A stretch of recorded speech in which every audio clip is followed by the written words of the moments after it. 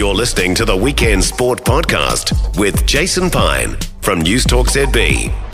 Wellington all-rounder Oscar Jackson will captain New Zealand at the under-19 Men's Cricket World Cup in South Africa in January and February. 16 teams broken into pools of 4, then a Super 6 phase ahead of semis and a final. New Zealand in Group D with Afghanistan, Nepal and Pakistan. Their opening match is in East London on January 21. Oscar Jackson is with us. Oscar, congrats on being named to lead this side. How do you assess the strength of the New Zealand squad for this World Cup? Hey, kia ora, Jason. Firstly, thanks for having me on. It's great to be on. We've got a very strong side for the upcoming World Cup. We're pretty happy with how we stand. We feel like we've got a good side for the conditions to sort of cover all bases over there. Obviously, we're a young under-19 team, so we're not quite sure exactly what we're up against and how we're going to go. So I think we've got a team that can sort of do a job for us in all sorts of conditions. So yeah, we're really excited, and we think we've got a great balance within the squad. You qualified for the World Cup by winning the East Asia Pacific qualifiers in Darwin mid-year, some comprehensive performances there. What can you take from your team's performances there that will carry you well into this World Cup? Look, I think that was obviously great from a wider squad point of view to get a few good wins over there. And also I think the main thing was just to gel as a team and to sort of spend a bit of time with each other and get around each other in a really good way. The cricket itself was good to get a few good wins, and obviously to qualify for that World Cup was the goal when we went over to Darwin. We've got 10 of the same boys that are heading over to South Africa, so it's nice to have a little bit of fluidity heading over to South Africa. But yeah, I think as a group we've got a really good vibe amongst the group, and all the boys are pretty good mates on and off the field, which certainly helps in these tournaments. So yeah, looking forward to it. This team has come from far and wide, as you say, which is the nature of teams which are picked from 6 different provinces around the country. How have you gone about developing a good team culture and making sure that connection is there, even though you're from all over the place? Yeah, definitely. I think we've got a few boys from Auckland, we've got one from Dunedin and Queenstown, so we are sort of covering all bases throughout the country. I think we've had a really good few months through the winter, especially a few camps down Lincoln. Where boys would sort of fly in most weekends and train together. We've had pre-season games in October. And then, of course, we've had our under-19 tournament just gone in the start of December. So I think in terms of a group, everyone gets along really well. There's sort of no sort of regional barriers or anything. Everyone makes a big effort to sort of get around the new guys and just support each other, which I think is really cool. Especially just out that tournament just being it would have been very easy for everyone to sort of go around and be quite competitive and quite groupy, but the way everyone sort of gelled together and made a really big effort to get to know each other. As I said, both on and off the field was really cool. So I think everyone's made a big effort, and I think the fact that everyone gets along as really good mates is really cool. Absolutely. So in terms of the under-19 nationals in Lincoln, I guess what that also did was give you some cricket, didn't it? So how did that serve in terms of prep for heading away next month to South Africa? Yeah, massively. I know myself, being from Wellington, we probably don't get the best side of the weather. We've had quite a few games rained out. So just to be there in Lincoln to get 6 games in 8 days is pretty awesome on some awesome facilities. I think we're really, really lucky to get that. So yeah, just have six quality games of cricket in 8 days was really cool. Also just to see the sort of talent that's floating around the country. Obviously there's 15 boys that have been picked for that South Africa team, but I think you could have picked out a whole lot more. So yeah, it's really cool just to see the talent display, to get some extra cricket in is really good. I think everyone can sort of attest to the fact that the more cricket we can get in this time of the year, the better for us. So, yeah, really good just to get 6 good games of cricket in. So you've captained the Wellington under-19s as well as Wellington College. So you've got a bit of experience now leading a side. Have you developed a sort of a captaincy strategy for 50 over cricket? Yeah, I think 50 over cricket is a really good test. I think T20 and sort of 4-day, 3-day, 2-day red ball sort of stuff are all quite different. 50 over is it can go one of a few ways really. It's a fast moving game, but there's also quite a lot of strategy and plans behind it in terms of through the middle of the game and closing out games as well. I've been really lucky, especially the last few years, to have some pretty cool captains around me when I was a bit younger, and I've learned a lot off them, and also just some great coaches as well. So I feel really lucky in terms of the support that I've had over the last few years to sort of get me to where I am now. And I think, with the other boys in the team and with the coaches, I think we've got a pretty good cricketing brain amongst us. So yeah, I think I've definitely been very lucky, and there is a lot of strategy that goes into it. And And I think because of that support I've had, we're in a good position to move forward and move in the right direction. How do you know when to bowl yourself? How do you make that decision?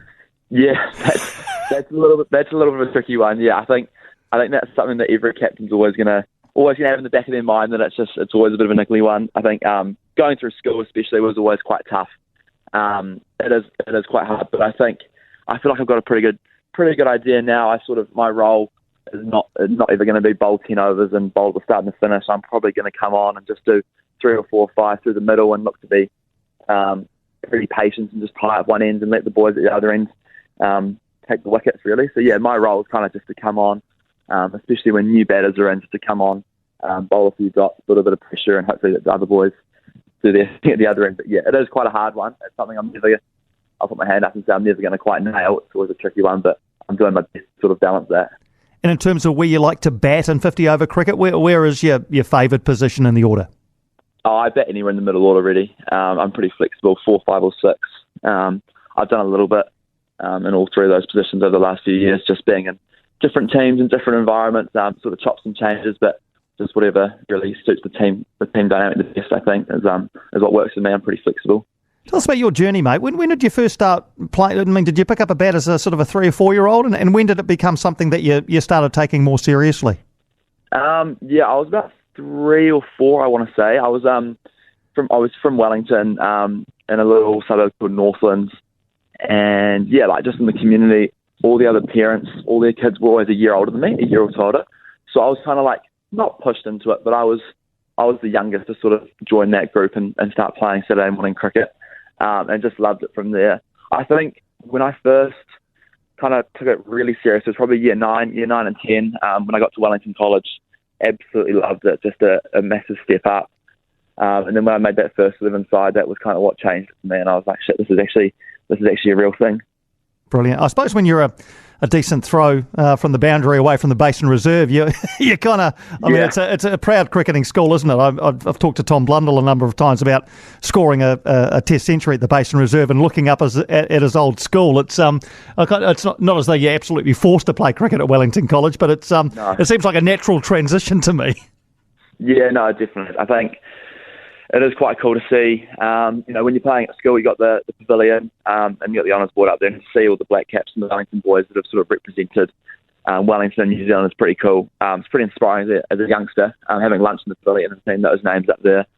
And then again, just being so close to the basin is pretty cool. And I think, sort of years 10, 11, 12, those memories of floating over to the Basin Reserve at lunch to catch a session of the Test match, or going down to watch the Firebirds, whatever it might be. But yeah, there's some pretty cool old boys that have come out of school and they're doing some big things, just with Blundell at the moment. And you look at Robbo scoring runs yesterday. Like, there's some pretty big names. They're pretty close to home, which makes it pretty cool for us boys. And for you, is this what you want to do as well as cricket? What you want to do as a career? Yeah, definitely. I think it's something that I'll just push as hard as I can really, and just kind of see where it takes me. Look, at the moment, I absolutely love it. I play it because I enjoy it and get a lot of enjoyment from it. Spending time with mates is really fun, and just challenging ourselves. And I think it's one of those games that you're never going to quite be perfect at. I mean, everyone kind of knows that. So there's always things to learn, things to work on. So that's what I love about it. But yeah, I'm going to keep pushing it for as long as I can, really. Loving it at the moment. It sounds like it. And you must see possibilities though. And just in the week past, we've seen the IPL auction. And I'm not saying that that's something that will happen for all young cricketers, but it is viable, isn't it now, that it can be a career for you? Yeah, massive. I think those cricketing followers have seen those IPL auctions, and people are going for just ludicrous amounts of money for a 4 or 5 week period over in India. So yeah, it's definitely a great career option if you can make a go of it.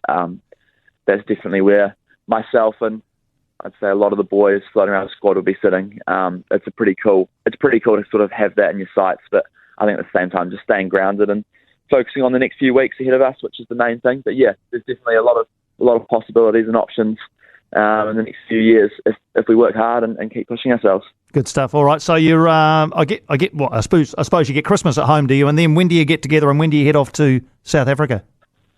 We fly out of Auckland on the 11th of Jan. Yeah, 11th of Jan for a first warm-up game on the 14th of Jan.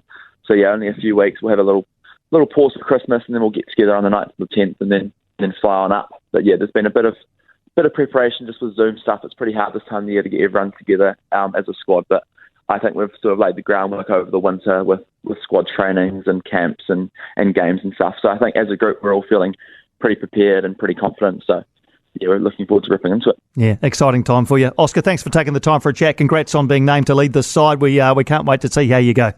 Awesome. Thank you very much, Jason. Cheers for having me on. No, thanks for joining us, Oscar. Oscar Jackson, captain of the New Zealand under-19 men's side for the World Cup in South Africa next month and into February.